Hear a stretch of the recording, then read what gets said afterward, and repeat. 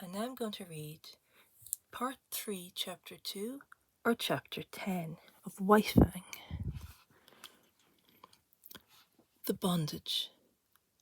The days were thronged with experience for Fang. During the time that Keech was tied by the stick, he ran about over all the camp, inquiring, investigating, learning. He quickly came to know much of the ways of the man-animals, but familiarity did not breed contempt. The more he came to know them, the more they vindicated their superiority, the more they displayed their mysterious powers, and the greater loomed their godlikeness. To man has been given the grief, often, of seeing his gods overthrown and his altars crumbling.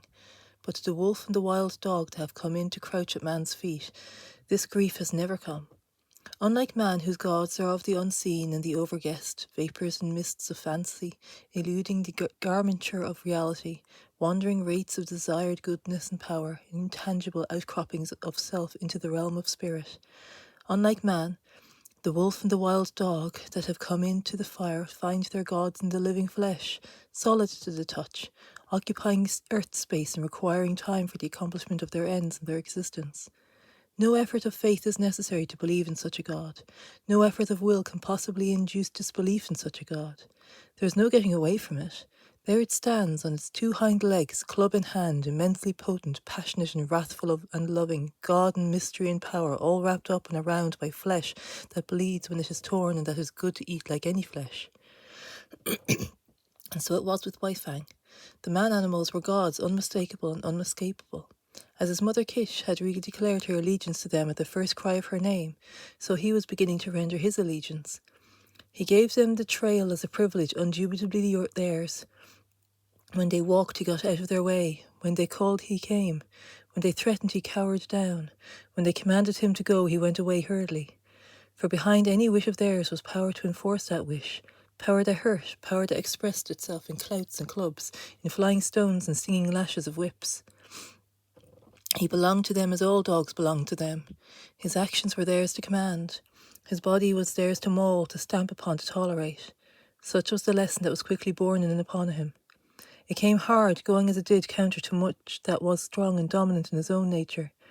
And while he disliked it in the learning of it, unknown to him he was learning to like it. It was a place of his destiny in another's hands, a shifting of the responsibilities of existence. This in itself was compensation, for it was always easier to lean upon another than to stand alone. But it did not all happen in a day, this giving over of himself, body and soul, to the man-animals. He could not immediately forego his wild heritage and his memories of the wild. There were days when he crept to the edge of the forest and stood and listened to something calling him far away. And always he returned, restless and uncomfortable, to whimper softly and wistfully at Kitch's side, and to lick her face with eager, questioning tongue.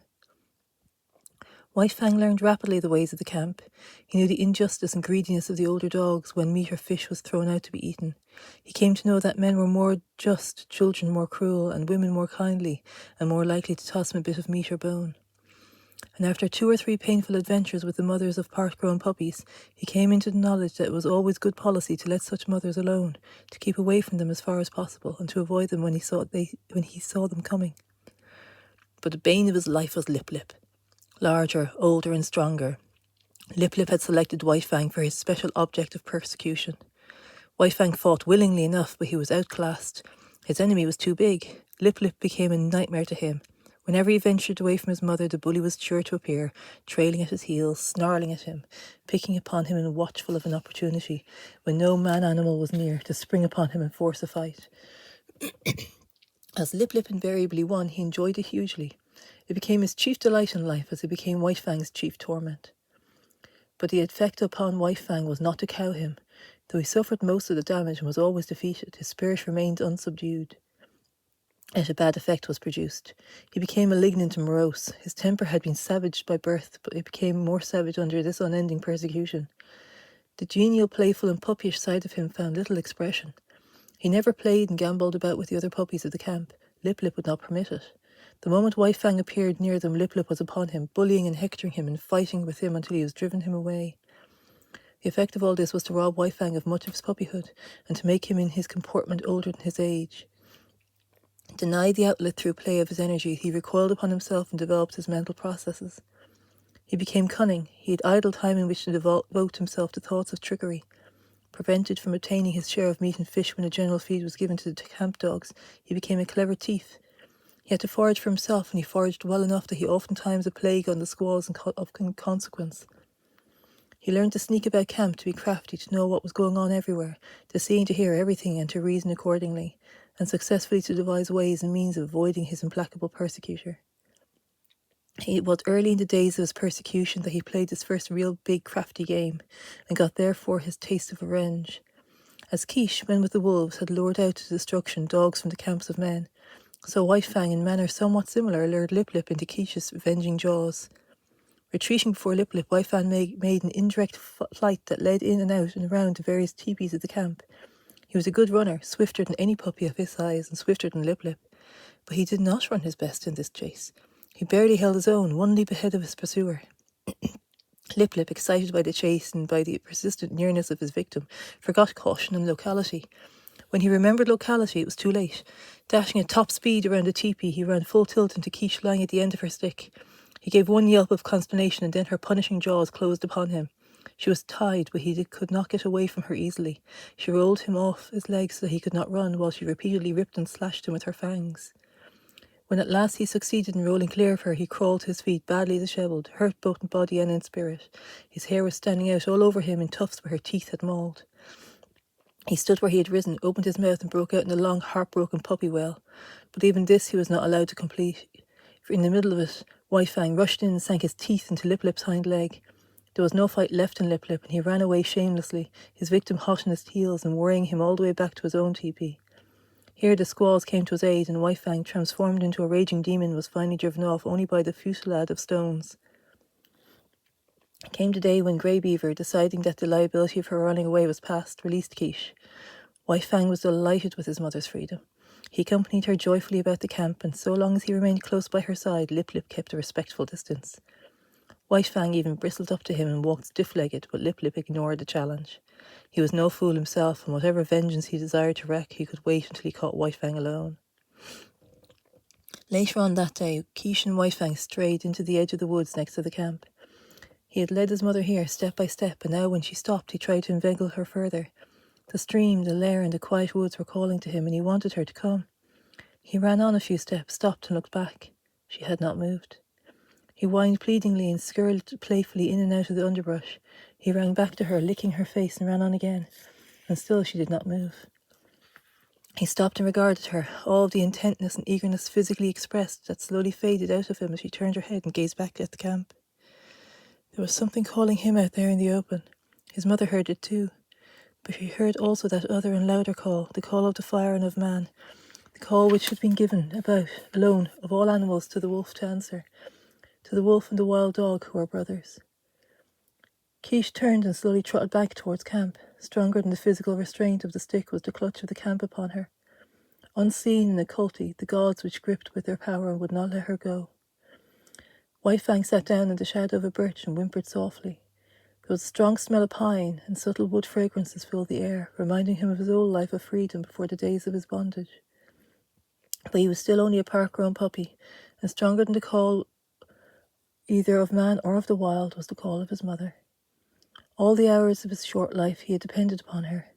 The time was yet to come for independence, so he arose and trotted forlornly back to camp, pausing once and twice to sit down and whimper and to listen to the call that still sounded in the depths of the forest.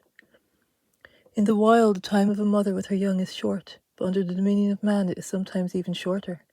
Thus it was with White Fang. Grey Beaver was in the debt of 3 eagles. 3 eagles was going away on a trip up the Mackenzie to the Great Slave Lake. A strip of scarlet cloth, a bearskin, 20 cartridges, and Quiche went to pay the debt. White Fang saw his mother taken aboard 3 eagles' canoe and tried to follow her. A blow from 3 eagles knocked him backward to the land. The canoe shoved off. He sprang into the water and swam after it, deaf to the sharp cries of Grey Beaver to return. Even a man-animal, a god, White Fang ignored, such was the terror he was in of losing his mother. But gods are accustomed to being obeyed, and Grey Beaver wrathfully launched the canoe in pursuit.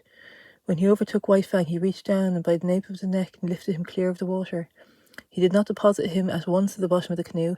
Holding him suspended with one hand, and with the other hand he proceeded to give him a beating. And it was a beating. His hand was heavy. Every blow was shrewd to hurt, and he delivered multitude of blows. Impelled by the blows that rained upon him, now from his side, now from that, White Fang swung back and forth like an erratic and jerky pendulum. Varying were the emotions that surged through him. At first he had known surprise, then came a momentary fear, then he yelped several times with the impact of the hand. But this was quickly followed by anger. His free nature asserted itself, and he showed his teeth and snarled fearlessly at the face of the wrathful god. This but served to make the god more wrathful. His blows came faster, heavier, more shrewd to hurt. Grey Beaver continued to beat, White Fang continued to snarl. But this could not last forever. One or the other must give over, and that one was White Fang. Fear surged through him again. For the first time he was being really manhandled. The occasional blows of sticks and stones he had previously experienced were as caresses compared with this. He broke down and began to cry and yelp. For a time each blow brought a yelp from him, but fear passed into terror until finally his yelps were voiced in unbroken succession, unconnected with the rhythm of the punishment. At last Grey Beaver withheld his hand. White Fang, hanging limply, continued to cry. This seemed to satisfy his master, who flung him down roughly into the bottom of the canoe. In the meantime the canoe had drifted down the stream. Grey Beaver picked up the paddle. White Fang was in his way. He spurred him savagely with his foot. In that moment White Fang's free nature flashed forth again. He sank his teeth into the Macascan foot. The beating that had gone before was nothing compared to the beating he now received. Grey Beaver's wrath was terrible. Likewise was White Fang's fright. Not only the hand, but a hard wooden paddle was used upon him, and he was bruised and sore in all his small body when he was again flung down in the canoe. Again, and this time with purpose, did Grey Beaver kick him. White Fang did not repeat his attack on the foot. He had learned another lesson of his bondage. Never, no matter what the circumstance, must he dare to bite the god who was lord and master over him. The body of the lord and master was sacred, not to be defiled by the teeth of such as he. That was evidently the crime of crimes, the one offence there was no condoning or overlooking. When the canoe touched the shore, White Fang lay whimpering and motionless, waiting the will of Grey Beaver. It was Grey Beaver's will that he should go ashore, for ashore he was flung, striking heavily on his side and hurting his bruises afresh. He crawled tremblingly to his feet and stood whimpering. Lip Lip, who had watched the whole proceedings from the bank, now rushed upon him, knocking him over and sinking his teeth into him. White Fang was too helpless to defend himself, and it would have gone hard with him had not Grey Beaver's foot shot out, lifting Lip Lip into the air with its violence, so that he smashed down to earth a dozen feet away. This was the man-animal's justice, and even then, in his own pitiable plight, White Fang experienced a little grateful thrill. At Grey Beaver's heels, he limped obediently through the village to the tepee. And so it came that White Fang learned that the right to punish was something that the gods reserved for themselves and denied to the lesser creatures under them. That night, when all was still, White Fang remembered his mother and sorrowed for her. He sorrowed too loudly and woke up Grey Beaver, who beat him. After that he mourned gently when the gods were around, but sometimes strayed off to the edge of the woods by himself. He gave vent to his grief and cried it out with loud whimperings and wailings. It was during this period that he might have hearkened to the memories of the lair in the stream and run back to the wild. But the memory of his mother held him. As the hunting man-animals went out and came back, so she would have come back to the village sometime, so he remained in his bondage, waiting for her. But it was not altogether an unhappy bondage. There was much to interest him. Something was always happening. There was no end to the strange things these gods did, and he was always curious to see. Besides, he was learning how to get along with Grey Beaver. Obedience, rigid, undeviating obedience, was what was exacted of him. And in return he escaped beatings, and his existence was tolerated.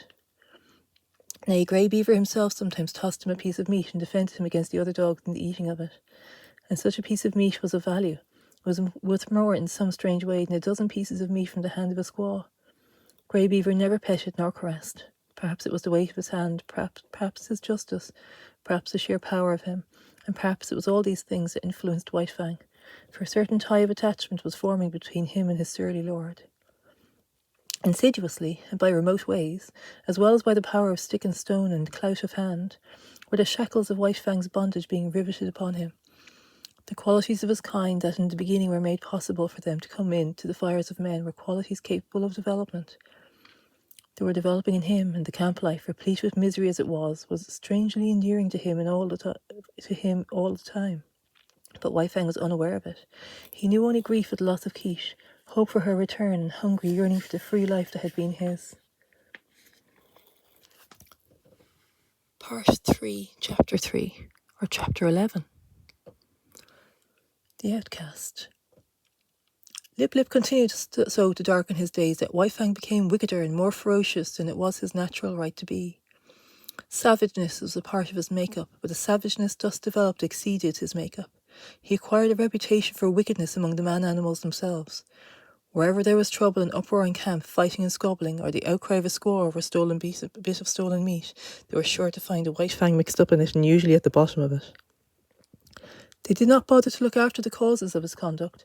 They saw only the effects, and the effects were bad. He was a sneak and a thief, a mischief maker, a fomenter of trouble, and irate squaws told him to his face, and while he eyed them with alert and ready to dodge any quick-flung missile, that he was a wolf and worthless and bound to come to an evil end. He found himself an outcast in the midst of the populous camp. All the young dogs followed Lip Lip's lead. There was a difference between White Fang and them. Perhaps they sensed his wild wood breed and instinctively felt for him the enmity that the domestic dog feels for the wolf. But be that as it may, they joined with Lip Lip in the persecution, and once declared against him, they found good reason to continue declared against him. One and all, from time to time, they felt his teeth, and to his credit, he gave more than he received. Many of them he could whip in single fight, but single fight was denied him. The beginning of such a fight was a signal for all the young dogs in camp to come running and pitch upon him. Out of this pack persecution, he learned two important things: how to take care of himself in a mass fight against him, and how in a single dog to inflict the greatest amount of damage in the briefest space of time. To keep one's feet in the midst of the hostile mass of mental life, and this he learnt well. He became cat-like in his ability to stay on his feet. Even grown dogs might hurtle him backwards or sideways with the impact of their heavy bodies, and backwards or sideways he would go in the air, sliding on the ground, but always with his legs under him and his feet downward on the Mother Earth. When dogs fight, there are usually preliminaries to the actual combat, snarlings and bristlings and stiff-legged struttings, but White Fang learned to omit these preliminaries. Delay meant the coming against him of all the young dogs. He must do his work quickly and get away, so he learned to give no warning of his intention. He rushed in and snapped and slashed on the instant without notice before his foe could prepare to meet him. Thus he learned how to inflict quick and severe damage. Also he learned the value of surprise. A dog taken off its guard, its shoulder slashed open or its ear ripped to ribbons before he knew what was happening, was a dog half-whipped. Furthermore, it was remarkably easy to overthrow a dog taken by surprise, while a dog thus overthrown invariably exposed for a moment the soft underside of its neck, the vulnerable point at which to strike for its life. White Fang knew this point. It was a knowledge bequeathed to him directly from the hunting generation of wolves. So it was that White Fang's method when he took the offensive was, first, to find a young dog alone, second, to surprise it and knock it off its feet, and third, to drive in with his teeth as a soft throat. Being but partly grown, his jaws had not yet become large enough nor strong enough to make this throat attack deadly, but many a young dog went around camp with a lacerated throat in token of White Fang's intention. And one day, catching one of his enemies alone at the edge of the woods, he managed by repeatedly overthrowing him and attacking the throat to cut the great vein and let out the life. There was a great row that night. He'd been observed, the news had been carried to the dead dog's master, and squaws remembered all the instances of stolen meat, but Grey Beaver was beset by many angry voices. But he resolutely held the door of his tepee inside which he had placed the culprit and refused to permit the vengeance for which his tribe's people declaimed. White Fang became hated by man and dog. During this period of his development, he never knew a moment's security. The tooth of every dog was against him, the hand of every man. He was greeted with snarls by his kind and curses and stones by his gods. He lived tensely. He was always keyed up, alert for attack, wary of being attacked, with an eye for sudden unexpected missiles, prepared to act precipitously and coldly, to leap in with a flash of teeth and to leap away with a menacing snarl. As for snarling, he could snarl more terribly than any dog, young or old, in camp. The intent of the snarl is to warn or frighten, and judgment is required to know when it should be used. White Fang knew how to make it and when to make it. Into his snarl he incorporated all that was vicious, malignant and horrible. With nose serrated by continuous spasms, hair bristling in recurrent waves, tongue whipping out like a red snake and whipping back again, ears flattened down, eyes gleaming hatred, lips wrinkled back and fangs exposed and dripping, he could compel a pause on the part of almost any assailant. A temporary pause, when taken off his guard, gave him the vital moment in which to think and determine his action. But often a pause so lengthened out until it evolved into a complete cessation from the attack. And before more than one of the grown dogs, White Fang's snarl enabled him to beat an honourable retreat. An outcast himself from the pack of park-grown dogs, his sanguinary methods and remarkable efficiency made the pack pay for its persecution of him. Not permitting himself to run with the pack, the curious state of affairs obtained that no member of the pack would run outside the pack. White Fang would not permit it. What with his bushwhacking and waylaying tactics, the young dogs were afraid to run by themselves. With the exception of Lip Lip, they were compelled to hunch together for mutual protection against the terrible enemy they had made. A puppy alone by the riverbank meant a puppy dead, or a puppy that aroused the camp with shrill pain and terror as it fled back from the wolf cub that waylaid it. But White Fang's reprisals did not cease. Even when the young dogs had learned thoroughly that they must stay together, he attacked them when he caught them alone, and they attacked him when they were bunched. The sight of him was sufficient to start them rushing after him, at which times his swiftness usually carried him into safety. But woe the dog that outran his fellows in such pursuit. White Fang had learned to turn suddenly upon the pursuer and was ahead of the pack and thoroughly to rip him up before the pack could arrive. This occurred with great frequency, for once in full cry the dogs were prone to forget themselves in the excitement of the chase, while White Fang never forgot himself. Stealing backward glances as he ran, he was always ready to whirl round and down the overzealous pursuer that outran his fellows. Young dogs are bound to play, and out of the exigencies of the situation they realised their play in this mimic warfare. Thus it was that the hunt of White Fang became their chief game, a deadly game withal, and at all times a serious game. He, on the other hand, being the fast-footed, was unafraid to venture anywhere.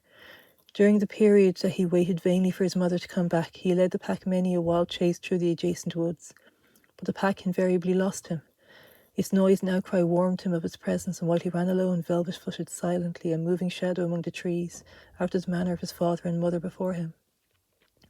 Further, he was more directly connected to the wild than they, and he knew more of its secrets and stratagems.